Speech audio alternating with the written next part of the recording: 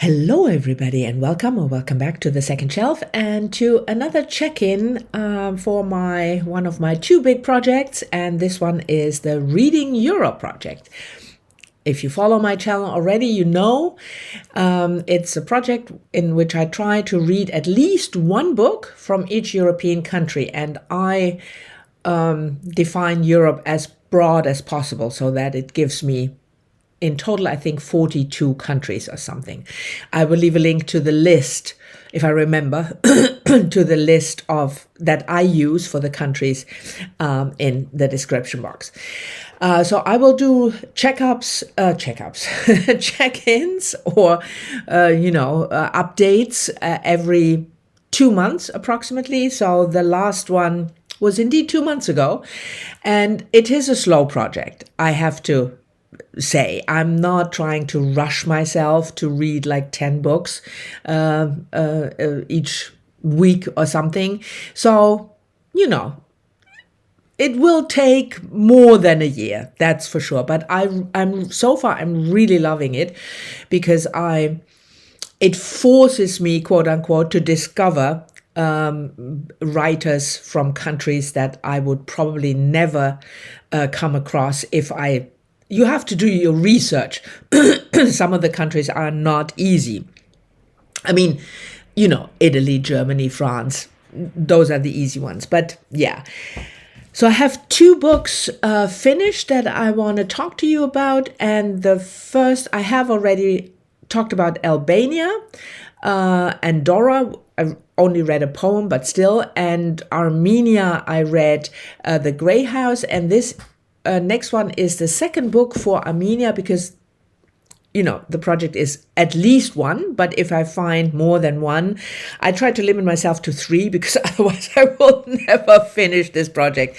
But the second Armenian book was recommended to me by my viewers, 2 of my viewers, and that was Three Apples Fell from the Sky by Nareen Abgarian, translated by Lisa Hayden. And this book was published in 2015.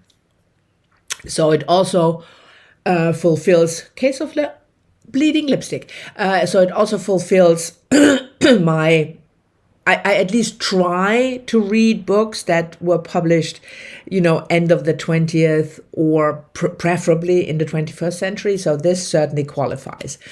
And it's I liked it. I didn't love it, I have to say. Sorry for the 2 people who recommended it to me if you're disappointed, but I still really enjoyed it. And I think I didn't love it. That was not the fault of the book, but the blurb and everything gave me a completely wrong idea of what the book is about, because it says, there is this tiny village.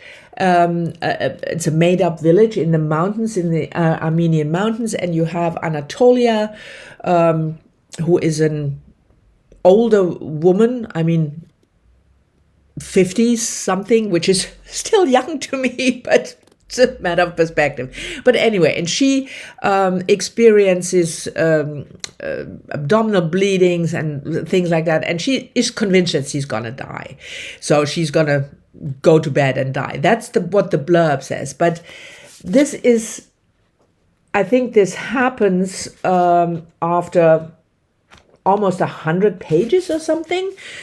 So the book is much more a family story of the people in this tiny village through the 20th century, through various wars, the family relations. And if I had gone into this book with the idea this is a family story, I probably would have liked it much better. So it's not the fault of the book. I expected this really surreal tale of a woman who is, going to bed to die, and of course she doesn't. And yeah. But what it does give you, I feel, is, at least for me, knowing not much about Armenia and the history. So I Googled a lot while reading, and it really helped me to kind of position this the history of this country. So I'm very, very glad that I read it. This is, by the way, a photo of our author, and I would recommend it, but don't let yourself be fooled by this sensational blurb that it's about Anatolia, going to bed and wanting to die, and then she doesn't. It's the history, the story of this village and Anatolia's family and her husbands and ex-husbands and neighbors' family. That's what the book is about. Yeah. The second one I finished since last check-in was for Austria. And I read it in German, obviously. So Lilian Faschinger, Magdalena Sünderin. It is translated into English. Maybe I even written down Sean Whiteside, Magdalena the Sinner, and this was published end of last century, 1995. I read this together with Joe Smith, who unfortunately doesn't have a channel, but most of you will know her because she is such a faithful viewer and commenter, and we both really enjoyed it. I think she enjoyed it a little bit more, if I may say that, Joe, than I did. And again, it had nothing to do with the book, but I hated the layout. I really, really did. It was the typical layout of a book trying to save paper. So very dense, it's small print, and my eyes just don't cope with this type of printing very well. And that, as stupid as it may sound, but that affects my enjoyment of a book. So yeah. But anyway, it was a discovery. This author was certainly a discovery. I've never heard of her. I've never read anything by her. And I read my fair share of Austrian authors. So that's one of the joys of this project, because with countries that I've read plenty of books from, I try to discover an author that is unknown to me. And this was definitely a success. Magdalena is about a woman, Magdalena in Catholic faith, she is the sinner. So she is a young woman, and she abducts a priest. That's how the book opens.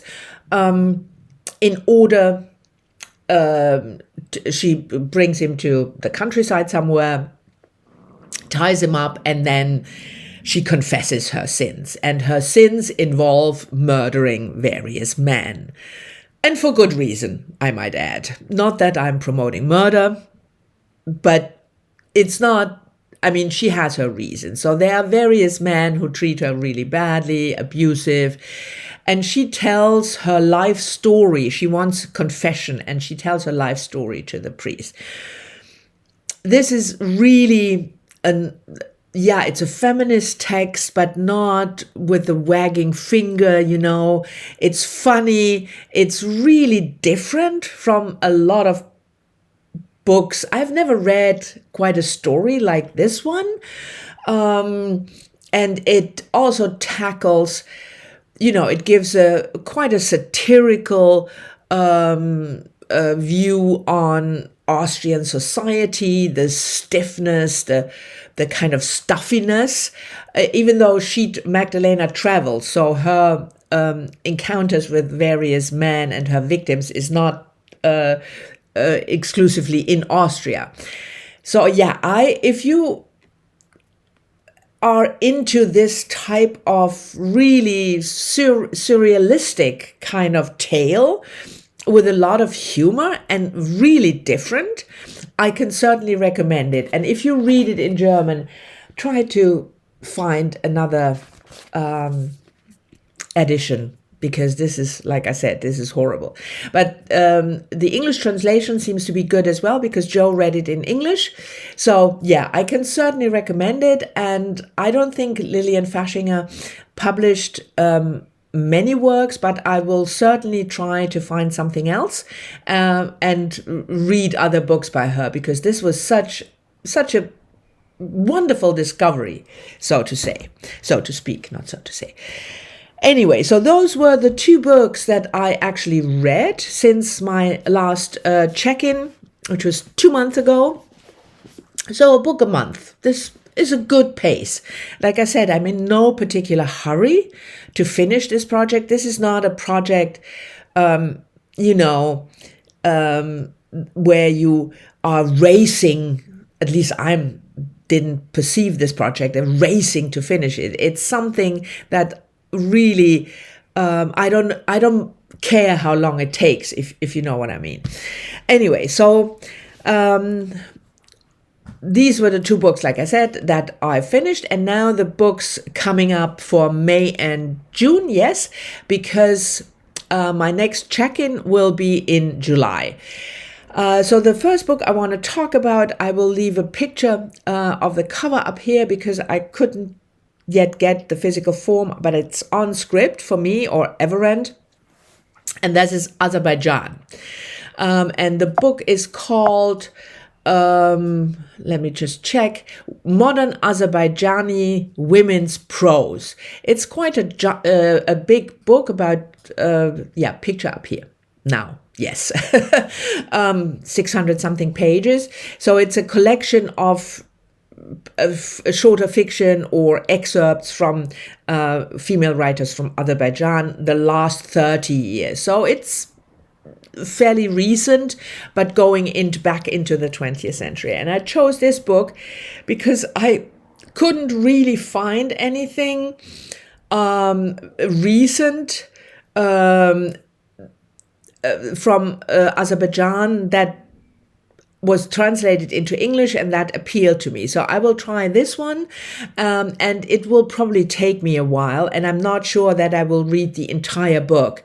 I will start with the texts that are most recent and then work my way back. But I'm really happy that I found this one because, Azerbaijan, I don't think I've ever read.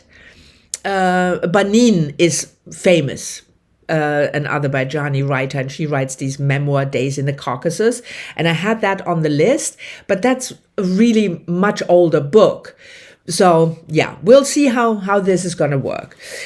Then we move on to Belarus. And a lot of you, it was also difficult for me to find something. And a lot of you suggested Svetlana Alexievich, and I love her work. The Chernobyl voices, but the secondhand time is my favorite, about the Soviet Union, the fall of the Soviet Union. And she is definitely a Belarus author, but for this project, I'm trying, if possible, to do fiction, poetry, as fiction, and if I can find anything, then I do memoir. But I don't want, first of all, I don't want to have an author that I have already read, and I've read almost all of Alexeyevich's books, and her books are not really memoir. It's these oral accounts of history. So it was a good suggestion, and thank you very much for everybody who suggested her, but I tried to find something unknown to me, and I finally came up with a young poet and a translator who actually published her poetry in English, and that is Valshina Mort, Music for the Dead and Resurrected. And this is relatively recent, and she, let me see whether I can find the date, 2022, and it's a short collection of poetry, so I will read this for Belarus. But if you haven't read Svetlana Alexievich, highly, highly recommend it. So, yes. The next country I want to read is Belgium. And if you remember, I talked about this. I started a book from Belgium, a debut author, Flemish debut author, and that was Lise Spit Had Smelt. But it's a book that I call Misery Porn, and I DNF'd it. So I don't want to have it as a book for Belgium for this project. And I find another one, a Nigerian Belgium-Nigerian author who was born in Nigeria but now lives in Turnhout, and she publishes in English and Belgium. And this book was written in English. On Black Sister Street, Chika Unigwe is her name. Maybe I should mention her name. And this is about women from Nigeria, maybe also other African countries, but it's 4 women who come to Belgium and work as prostitutes in the red light district in Brussels. Yes, and then it's their story. I'm not sure this is a good cover, by the way, because of, anyway. Not that I'm against nudes, but yeah. Let me know what you think, given what the book is about. But anyway, there's a blurb from L.A. Smith, and I was happy because I read Belgian authors, obviously, before, because I lived in Holland for so long. So I read especially authors writing in Flemish. But this is certainly a perspective from an Belgian author with an immigration background. So I'm really looking forward to this one. And then the last that I meant to read it already, but then never got around to it, is Bosnia.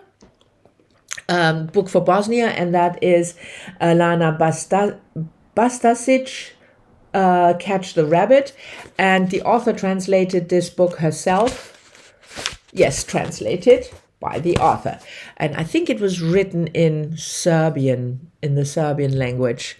Yes, I think that's what I wrote down, even though she is considered a Bosnian author. I'm still looking for other books by Bosnian female authors, and I found one that I thought looks interesting, but that will be published only, I think, in June, or maybe it's published now, but a newer book. So I will have a look for that. But this is what I picked as a first book for Bosnia. And it's a road trip kind of movie. There are 2 friends, Leila and Sarah, and they haven't spoken for 12 years. And then one of the girls' brothers go missing. Leila's brother Armin goes missing, and they go up, obviously, as you can see from the cover, on a road trip to find him. I've heard mixed things about this. People who really enjoyed it, others who thought it was too slow and not really going anywhere. So we'll see.